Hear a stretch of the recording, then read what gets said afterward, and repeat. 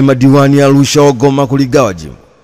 Madiwani wa halmashauri ya jiji la Arusha wamekataa kuligawa jimbo la Arusha mjini mara mbili, wakidai ukubwa uliopo hivi sasa unakidhi mahitaji ya wananchi, huku wakikubaliana kugawanywa kwa kata 4 za jiji la Arusha.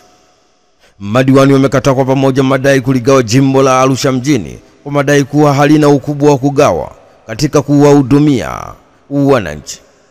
Akizungumza suala hilo, Meya wa jiji la Arusha Maximilian Ilage, mara baada ya kumalizika kwa baraza maalum la madiwani, ambapo amesema kuwa walichokubaliana katika kikao hicho ni kugawanywa kwa kata 4 tu ambazo zinaonekana kuwa zina changamoto katika kuwafikia wananchi wana kushindwa kutatua kero kwa wakati kutokana na ukubwa wa eneo. Ni taarifa kutoka jijini Arusha. Hatimaye madiwani wa halmashauri ya jiji la Arusha wamekataa kuligawa jimbo la Arusha mjini mara mbili, wakidai ukubwa uliopo hivi sasa unakidhi mahitaji ya wananchi, huku wakikubaliana kugawanywa kwa kata 4 za jiji la Arusha. Kinara wa mirungi adakwa na jeshi la polisi. Mamlaka ya kudhibiti na kupambana na dawa za kulevya DCA kwa kushirikiana na vyombo vingine vya dola imefanya operation maalum wilayani Same mkoani Kilimanjaro kuanzia Machi 19 mwaka 2025 hadi Machi 28 mwaka 2025, ambapo katika operation hiyo ekari 285.5 za mashamba ya mirungi zimeteketezwa na watuhumiwa 7 wamekamatwa, wakiwemo kinara wa biashara haramu ya mirungi nchini aliyekuwa akitafutwa kwa muda mrefu Intelendwa Zingendwa Kilumbi mwenye umri wa miaka 67 maarufu kwa jina la Mama Dangote. Akiongea baada ya operation hiyo, Kamishna Jenerali wa DCA Alitaslimo amesema kuwa Mama Dangote ni mzalishaji na msambazaji mkubwa wa dawa za kulevya aina ya mirungi nchini, na kwa zaidi ya miaka 30 amekuwa akiendesha mitandao ya biashara haramu ya mirungi na kusimamia masoko ya dawa hizo za kulevya katika maeneo mbalimbali nchini, licha ya kujua kuwa ni kinyume cha sheria. Kamishna Limo amesema mwaka juzi mamlaka ilifanya operation wilayani humo na kutoa elimu kwa wananchi ili waachane na kilimo cha mirungi na badala yake walijikite katika kilimo cha mazao mbalimbali pamoja na ufugaji. Mwaka juzi waliteketeza jumla ya ekari 535 za mashamba ya mirungi. Kwa kushirikiana na uongozi wa wilaya, tulitoa elimu kwa wananchi kuhusu madhara ya dawa za kulevya ikiwemo mirungi.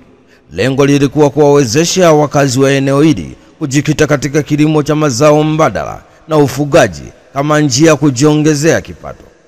Kamishna Limo pia amesema pamoja na jitihada zote walizofanya wilayani Same na Wizara ya Kilimo na Mifugo waliwapelekea wananchi maeneo hayo miradi ya ufugaji wa nguruwe na wakagawa miche ya kahawa ili kwa mazao mengine ya kutokana na juhudi zao. Wananchi wengi wameachana na kilimo cha mirungi na kuanza kulima mazao mbadala, jambo ambalo wachache waliokaidi na kuendelea na kilimo cha biashara ya mirungi. Ni taarifa kutoka Kilimanjaro. Hatimaye mamlaka ya kudhibiti na kupambana na dawa za kulevya DCA kwa kushirikiana na vyombo vingine vya dola imefanya operation maalum wilayani Same mkoani Kilimanjaro kuanzia Machi 19 mpaka Machi 28 mwaka 2025, ambapo katika operation hiyo ekari 285.5 za mashamba ya mirungi zimeteketezwa na watuhumiwa 7 wamekamatwa, akiwemo kinara wa biashara haramu ya mirungi nchini aliyekuwa anatafutwa kwa muda mrefu Intelendwa Zingendwa Kilumbi maarufu kama Mama Dangote. Waliopata ajali ya ndege wa kutoa wakiwa hai wanasema usafiri wa ndege ndio usafiri salama zaidi duniani, lakini pia ndio usafiri ambao mara nyingi taarifa zake huwa zina vifo vingi kuliko majeruhi, ambapo mwaka 2024 liliwahi kutokea chapisho lililosema siti za katikati ya ndege ni salama zaidi kuliko za mbele na za nyuma. Wakati tukiendelea kutafakari usalama wa usafiri wa ndege kwa miaka ya hivi karibuni, kuna kisa kimoja kimetokea ambacho wengi wamebaki wakijiuliza baada ya mwanaume mmoja ambaye ni rubani wa ndege ndogo pamoja na watoto wake 3, wote wa familia moja, walipatikana wakiwa hai baada ya ndege ndogo waliokuwa wakisafiri nayo kupata ajali katika ufukwe wa Alaska Kenai nchini Marekani. Bado mazingira halisi ya kutokea kwa ajali hiyo bado hajaelezwa. Namna ilivyoepuka kifo katika ajali hiyo iliyotokea katika eneo ambalo linasifika kuwa na upepo mkali wa ghafla ambao uzipa ndege shida. Mamlaka za uokoaji zimesema rubani huyo na watoto wake 2 walifikishwa hospitali mara baada ya kuokolewa karibu na upande wa mashariki mwa ziwa Tusleme, ambapo askari wa uokoaji walisema walipokea ripoti Jumapili jioni ya kwamba ndege hiyo ndogo aina ya Piper PA yenye nambari 12 Super Cruiser ilipata hitilafu.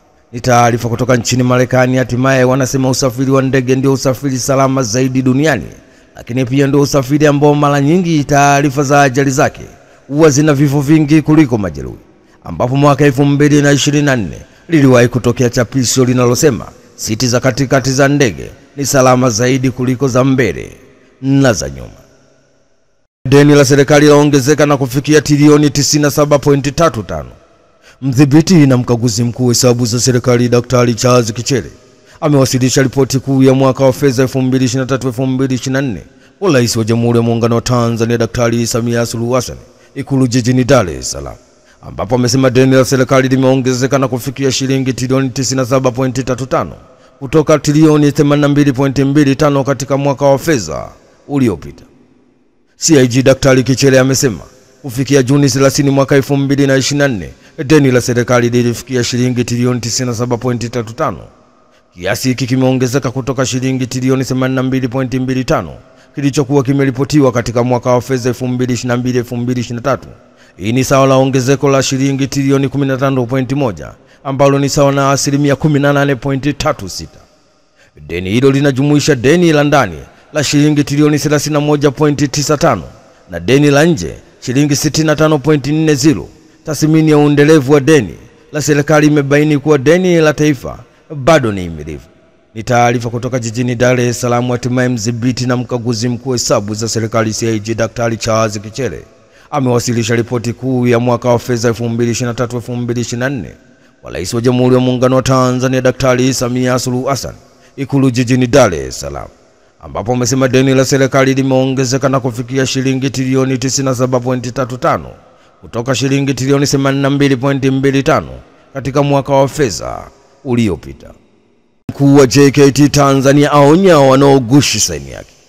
Mkuu wa Jeshi la Kujenga Taifa JKT Meja Jenerali Rajabu Mabere ametoa onyo kwa baadhi ya watu wanaogushi vyeti vya jeshi hilo pamoja na kugushi saini yake wakitumia katika matumizi mbalimbali, hasa kuomba ajira kwenye vyombo vya ulinzi na usalama. Meja Jenerali Mabere ameyasema hayo wakati akiongea na waandishi wa habari wakati wa ziara yake katika kikosi cha jeshi cha 837 KJ kilichopo mkoani Morogoro.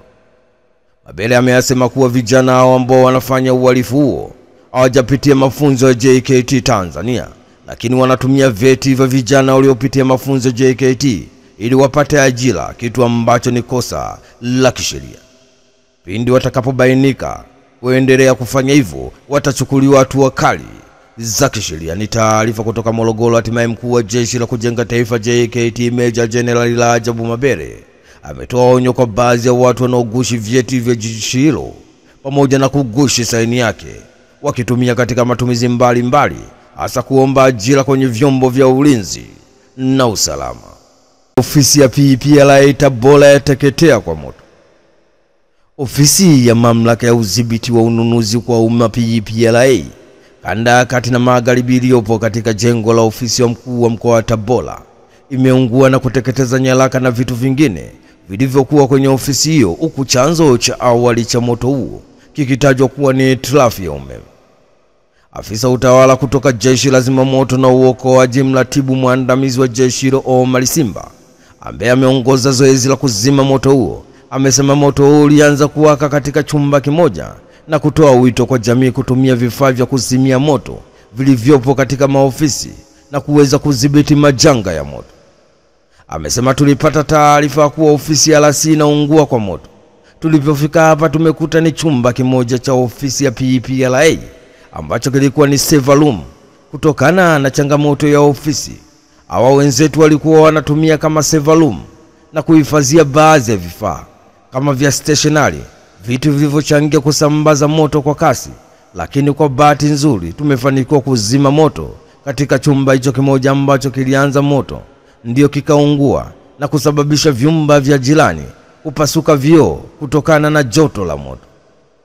Chanzo cha awali kwa maelezo ya haraka ambao tumezipata kutokana kwa watu wa ofisini hapa ni kwamba nguvu ya umeme ilikuwa inasumbua, unaingia mwingi mara mdogo, na huo unafanya marekebisho ya mara kwa mara, lakini leo ndio kimetokea hivi.